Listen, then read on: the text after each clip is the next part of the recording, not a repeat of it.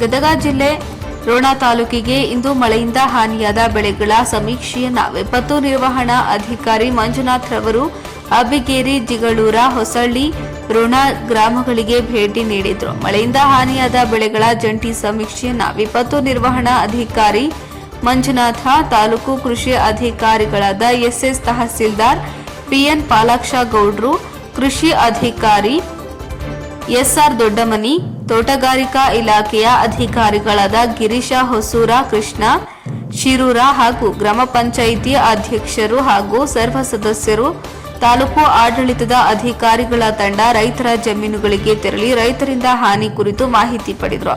ಈ ಸಂದರ್ಭದಲ್ಲಿ ರೈತರಾದ ಸುರೇಶ ಬಸವರಡ್ಡರ, ಮಂಜುನಾಥ ಅಂಗಡಿ, ಬಸವರಾಜ ತಳವಾರ, ಹನುಮಂತ ದೌಸಲ್, ಭರಮಪ್ಪ ಹನಮನಾಳ, ಪ್ರಭು ಪಾಟೀಲ ರೈತರ ಹೊಲಗಳಿಗೆ ಭೇಟಿ ನೀಡಿದ್ರು.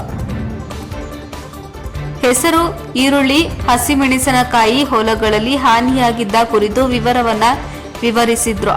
ಈ ಸಂದರ್ಭದಲ್ಲಿ ಗುರಣ್ಣ ಅವರಡ್ಡಿ, ಮೈಲಾರಪ್ಪ ಚವಡಿ, ಶೇಖಪ್ಪ ಕಮ್ಮಾರ, ಮಹೇಶ್ ಚವಡಿ, ಸಂಗಮೇಶ ಮಾಳಶೆಟ್ಟಿ, ಅಜ್ಜಪ್ಪ ಮಳಗಿ, ಬಸವರಾಜ ಹೇರೂರ, ಮಹೇಶ ಹೊಂಬಳ್ಳಿ, ಅಂದಪ್ಪ ಯತ್ನಟ್ಟಿ, ವಿರೂಪಾಕ್ಷ ಗೌಡ ಪಾಟೀಲ ಉಪಸ್ಥಿತರಿದ್ದರು. ವರದಿ ರುದ್ರಪ್ಪ ಹೆಬ್ಬಳ್ಳಿ, ರೋಣ.